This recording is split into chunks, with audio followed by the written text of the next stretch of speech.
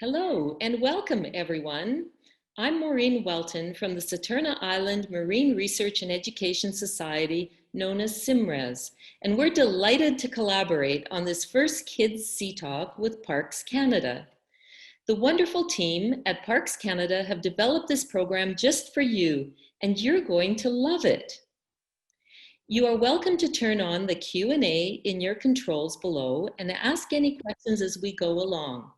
Seatalks Sea Garden Project Manager, Allison Stocks, will be answering your questions. Your adult may need to help you with this.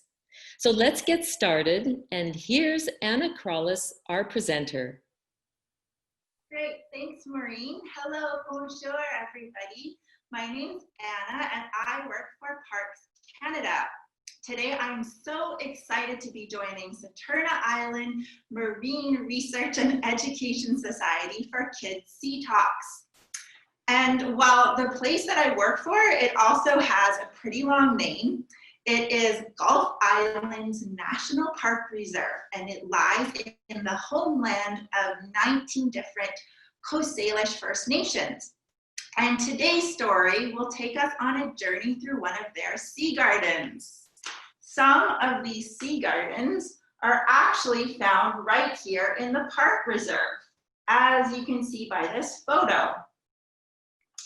But before we start, I would love to know, does anybody at home have a garden, or have you gardened before? If so, let me grab my bucket, see what's in here. What kinds of things do you grow in your garden at home? Could you maybe grow flowers? How about, what else is in here? Ice cream. Maybe that's not supposed to be in there.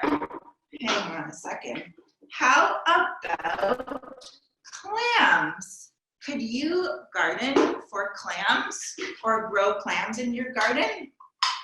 This clam has 2 shells and the animal lives inside, but this one's empty, as you can see. Nobody lives here anymore. And if you've ever been on a beach and something squirted water up at you, like that, it was probably a clam. So back to that question, could you garden for clams? Well, the answer is yes, you can grow clams in a garden, because First Nations all up and down the coast have been gardening for clams and other sea critters on the beach for thousands of years. And for the first peoples to live right here in the Gulf Islands, the Halkominum and Sinchothan speaking peoples, the butter clam is very special to them. And in the Halkominum and Sinchothan languages, this animal is known as Sakwa. And Sakwa is actually the name of our story's main character. And did you know what's even more exciting? She is also here today. But she's really shy, and she will only come out if we all say her name together. So should we try it? Ready? Sakwa! Okay, I don't think she heard you or us. Let's try it again. Ready? Sakwa! Oh, there she is! Hello, everybody. It's so nice to see you. Thank you for the very warm welcome. Because you are all so nice, I'd love to share my family's story with you. Would you like to travel with me to a magical shadow world? Wow, that sounds awesome. But how do we get there? She is telling us that we have to say 3 words and do 3 special actions. Okay, got it. So I will teach you. Ready? So they are lights. Everybody do lights. And then the second one is camera. It's a really old camera and you have to wind it up. The third one we do together is clams. Okay, ready to do it all together? Let's try it. Here we go. Lights, camera, clams. Wow, it's working. Thousands of years ago in the Gulf Islands, Sakwa's great, and many more greats grandmother was a young clam. Her name was Sakwa too. For many years, Sakwa and all of her clam friends lived very happily on a beautiful beach. But one day they realized they were running out of room. There were just too many clams for their small beach. Sakwa wanted to fix this problem, so she decided to ask for help from the next creature to walk by. First, a big old red rock crab walked sideways near Sakwa, and Sakwa squirted at him to get his attention. Well, this made the big strong crab stop and turn around. Please, crowd, can you help me? Can you help me move some sand here on the beach to make more room for me and my clam friends? Please. Oh, no. I'm far too busy, Sakwa. I'm so busy digging holes in the sand so I can find shelter from the eagles and seagulls. And with that, the red rock crab disappeared below the sand. Well, this made Sakwa sad because she didn't know of any other creatures that may be able to help make the clam's home bigger. But just then, a sea cucumber, sliding very slowly by Sakwa, noticed that she was crying. Whoa, hey, what's wrong, little clam? I never like to see anyone sad on the beach. Oh, well, I'm very sad, sea cucumber, because my clam friends and I are running out of room to grow in our patch on the beach. With more clams on the beach and less space, we are getting cramped and starting to fight with each other. I don't know what is going to happen if we don't find more room to grow soon. Oh, wish I could help, Sakwa, but I'm out here spending most of my time just trying to get from place to place. Because as you can see, I like to take it slow. Well, there was nothing that Sakwa the butter clam could do but watch as the sea cucumber went sliding slowly along to the next bit of algae he would gobble up. This encounter made Sakwa even more upset than she had been after talking with Crab.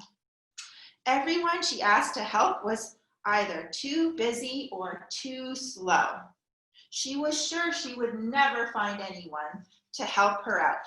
But just then, a beautiful blood star and all 5 of her arms poked out from behind a rock. Oh, hey, Sakwa. I heard you talking to Crab and Sea Cucumber, and well, unfortunately, I don't have a heart, so I don't care very much about helping you and your clam friends, but I do know that the humans have very big hearts, so maybe they could help you. Thanks, Miss Bloodstar. I will try my best to get the humans' attention next time they walk on the beach. Well, Sakwa knew that she would need help from her clam friends to get the attention of the humans. So the next time the humans were walking along the beach, Sakwa and all of her clam friends squirted water at them as high as they could. Whoa, said the humans. Who shoots water at us from under the sand? It's us, the clams. This side of the beach is very nice and we love it, but we need more room to grow. The humans thought for a moment. Is that so? Well, Sakwa, you and your clams have always helped us in many ways, including in our ceremonies, as a delicious meal, and in sharing and trading with our friends and family in distant lands. So yes, we will help you as you have always helped us. The next day, under the guidance of the elders, all of the humans, including the children, went down to the beach and began to build a wall to extend the clams' favorite part of the beach. Building the wall was really hard work because to make more space for the clams, the humans had to lift the heavy rocks from the beach to build a wall. It took the whole human village to complete it, rock by rock. They built the rock wall at the base of the beach to the lowest tide line. They built it to just the right height so that when the waves flowed over, they brought sand. And when the tide went out, that sand got trapped behind the wall. And after many, many, many years of tides, the beach eventually filled in and got bigger. And there were more room for not only the clams, but for other beings too. The people had created a sea garden. The clams were so happy, they squirted water high into the air. This made the people laugh and sing songs about the beautiful sea garden they had made. Well, this sea garden was so nice that the humans made that soon crab, sea cucumber, and bloodstar asked little Sakwa if she'd let them live on or near the wall. Please, Sakwa. Why, yes, we all need to help each other out when we can. Yay! So the other sea creatures moved onto the rock wall. The sea garden became a happy and healthy place for all, including the humans who were able to eat seaweed, clams, sea stars, crabs, sea cucumbers, and even an occasional octopus. For thousands of years, the first peoples to live on the Gulf Islands, the Halkominam and Senchathan-speaking peoples, cared for the rock wall. But when the Europeans came to Canada, the peoples were no longer allowed to care for the sea gardens. In fact, they were forced to not even visit their beach. And without the people to care for the sea gardens, the waves and the wind pushed the rocks back onto the beach and covered up the sea gardens. But wait, that is not where the story ends. Yes, that's right, because today a new chapter is underway with 2 sea gardens being actively restored by the Halkominam and Senchathan-speaking peoples alongside Parks Canada. With the helping hands of people just like you, there can be happy and healthy sea gardens for thousands of years into the future, as there have been for thousands of years in the past. So, in the words of the Halkominam and Senchathan-speaking peoples, and on behalf of Parks Canada in partnership with SIMRES, we would like to raise our hands and say, Haishka, thank you for listening to our story today with open ears and open heart. We hope that you learned a little bit about the rich history of sea gardens and the important connection between humans and nature. Because without the First Nations building and caring for the wall, the sea gardens would not exist at all. So that's all from us today. And before we get to questions, I would like to just introduce you to our shadow puppeteer extraordinaire behind the scenes, Elaine. Yay! There she is. Great, and now I will pass it back to Maureen and Allison Stocks if anyone has any questions. Now, wasn't that fun? Thank you so much, Anna.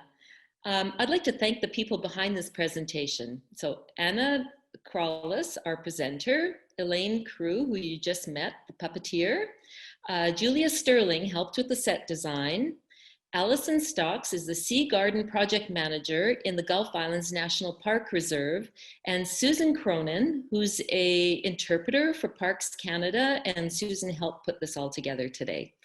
A special thanks to Saturna Island regular visitor and Montreal artist Arthur Desmarteau for the awesome sea garden artwork that we used on our posters.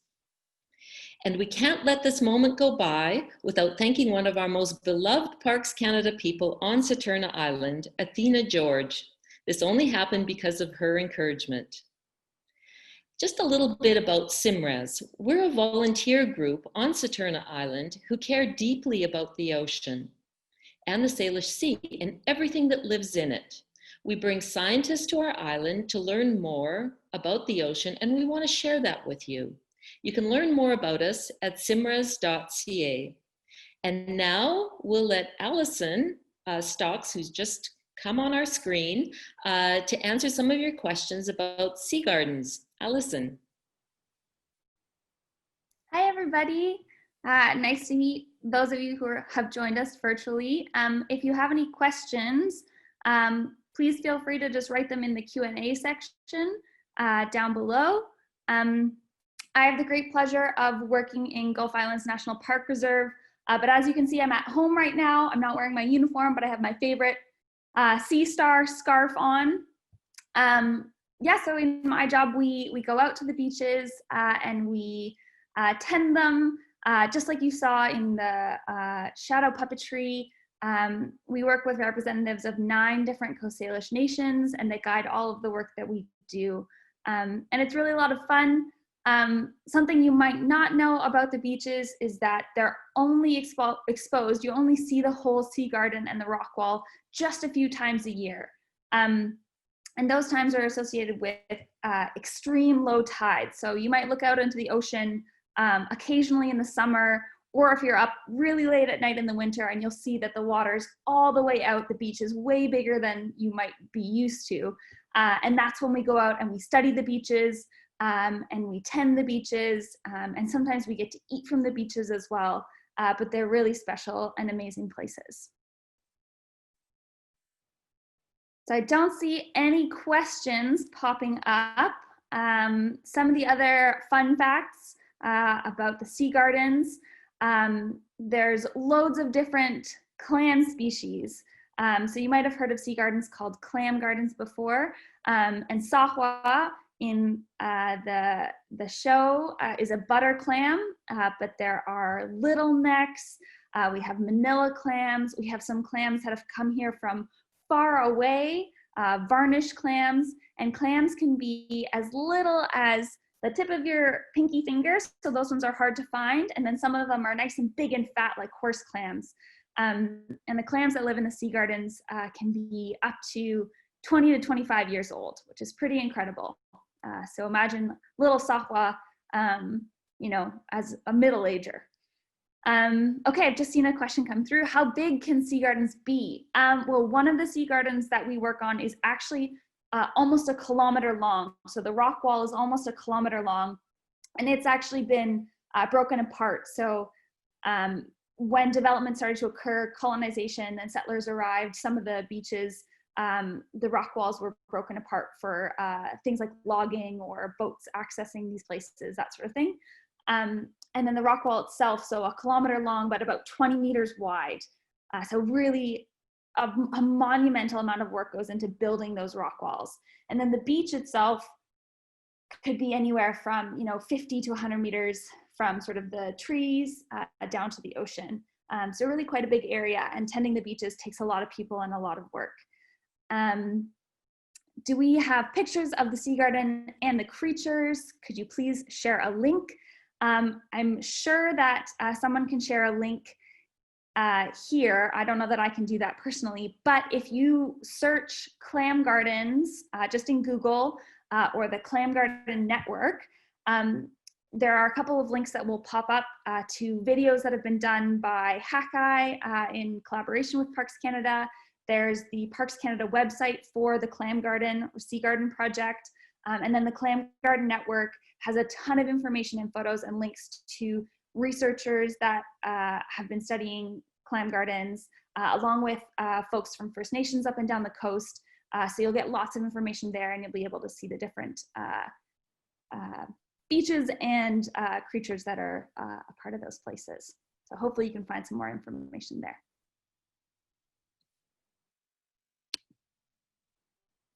Well, thank you so much, Allison. You have an awesome job. I think I'd like your job. It's great. And thank you for answering and telling us about what you're doing. So this brings us to the end of our presentation. Please join us tomorrow morning for another presentation by Parks Canada about the southern resident killer whales and find out why they're just like us.